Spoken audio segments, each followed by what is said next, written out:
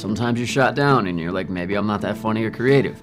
And it sucks to say, but the standards for representation were really low, and they still kinda are. There's been a reason why you haven't gotten certain jobs and why you did get a different one. When I was 10, that was when I decided I wanted to be an animator.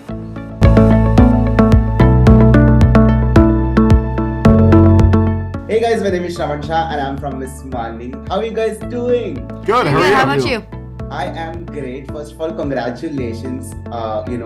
This is season 4, it's the finale. Maitreyi, I'm going to begin with you. Yeah. When you started doing this show, back, in 2020, did you know that this is where it's going to finally come to? I knew, since the beginning, that the show would definitely be a hit for many reasons. Number one, that Mindy Kaling herself is on this. Her brilliant mind is on this, and I love her to death, and I have a lot of faith in her. But also, sad but true, and this isn't the case with us because our writers are amazing. But let's just say our writing was awful, and the script was and it wasn't really anything original. It still would have been a hit for the mere sad fact that we haven't seen a show like this. We haven't seen a show with a face like mine back in 2020, 2019 when we filmed it, 2020 when it came out. We were still waiting for that. And it sucks to say, but the standards for representation were really low, and they still kinda are. Thankfully, we have a little bit more that's out now with season 2 of Bridgerton with Simone Ashley. We have my girl Iman Vellani and Miss Marvel, and that's definitely pushed things forward, but still, it's not enough. So, thankfully, our scripts are pretty damn good. And we have this representation. So I always knew it would be a hit. I don't think I realized though, how big of a hit it would be. I don't think any human can process that. Makes sense.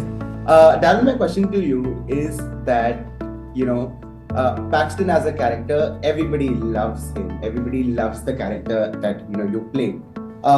When you play a character like this, and especially when you're a hit from season 1, is there ever a pressure that, hey, we have to take it a notch up in season 2, season 3, season 4? Yeah, but I mean, honestly, I trust the writers so much, like Maitreyi was saying, that I know that they're going to lead me to where I need to go. But it is an environment on set where it was more like a collaborative playground at times. So there were points where, I got more comfortable as the seasons went on to find my moments to ad-lib or ask the writers or director, what do you think of this? Would this be funny? And sometimes you're shot down and you're like, maybe I'm not that funny or creative. But, you just learn to pick your battles, and sometimes they stuck. Like every time Benjamin Norris and I had a scene, I think almost every time ever we had a scene, one of our ad-libs at least made the cut. So yeah, it's not just like I felt the need to step it up, I just felt more confidence in myself to be able to step it up. Jaren, like Darren was saying, that there are times you walk up to your director and be like, hey, can I do this? And then there are times, they shut you up. But how important for an actor is it to actually keep doing that with your filmmaker? Because there are times that, probably you have thought of something in your head about your character, but probably, your director doesn't see it. Yeah, I mean, it's super important. I think we were lucky enough to be in a very collaborative environment. As an actor, it's not always that way, but I think that Mindy and Lang and the rest of the writers and really the crew in general just created a very safe space for our voices to be heard. And like Darren said, sometimes we would try it and it wouldn't really work if we had an idea or something, and that's totally okay, but it was very rare unless we were on a time crunch where we couldn't try something else that we felt was authentic to us. Because Mindy and Lang always said that anytime that directors come in or anything, or even if it's them, if we have an idea in our heads, because we're the ones playing the characters, that if we think of something, it may be different, but why not give it a try if we have the time? If we don't, then okay, maybe we stick with the way that it's written, and obviously we trust them 110%. They're the ones that created our characters, but because we've been in those scenes for so long, it does kind of become a little bit of a part of us. And I think that we do get connected to it in a way where we can offer collaborative ideas, and if they work, great, and if not, no worries. But it was a very safe space for our voices to be heard, so I really appreciate that. It's not always that way, like I said. Perfect. Okay, the last one coming for all three of y'all. If y'all met the 10-year-old Darren, Maitreyi, and Jaren right now, what would you tell the 10-year-olds? Maitreyi, go. Oh, 10-year-old me?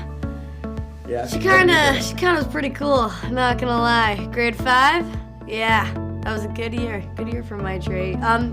When I was 10, that was when I decided I wanted to be an animator, and I just thought like maybe I should tell my 10-year-old self, like, don't do it. Like, that's not.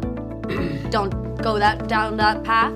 But honestly, I don't think I would mess with that because I think I needed to learn about like chasing after a dream and growing out of a dream. Not failing at a dream, but growing out of it and realizing it's okay for your dreams to change. So I think in general then, I'd probably say, hey, don't keep making Amma mad and throwing out your lunches. Eat your lunch. Amma is gonna get really mad at you. Please stop doing that. You're gonna feel really bad.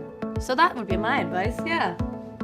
What about you, Darren? I think I would just tell myself, keep working hard, keep having a dream, but you're never gonna fully figure any of this out. So have some fun along the way, because Nice. can't get any moments back. Makes sense. And what about you, Darren? Yeah, it's a similar vein to Darren's, I think, is like you just work hard, keep dreaming, everything will work out how it's supposed to, and I guess like everything in your career thus far, there's been a reason for it. There's been a reason why you haven't gotten certain jobs and why you did get a different one, and just trust the process, work hard, and hopefully things will find you. And there's a quote that I really like. It's you have to be good to be lucky and lucky to be good, and I think that that's pretty poignant. Makes sense. But thank you so much for talking to me, guys. All the very best for season 4. And I know this one's going to be a huge one, and looking forward to this one for sure. Thank you so much. Bye bye. Thank you. Take care, guys.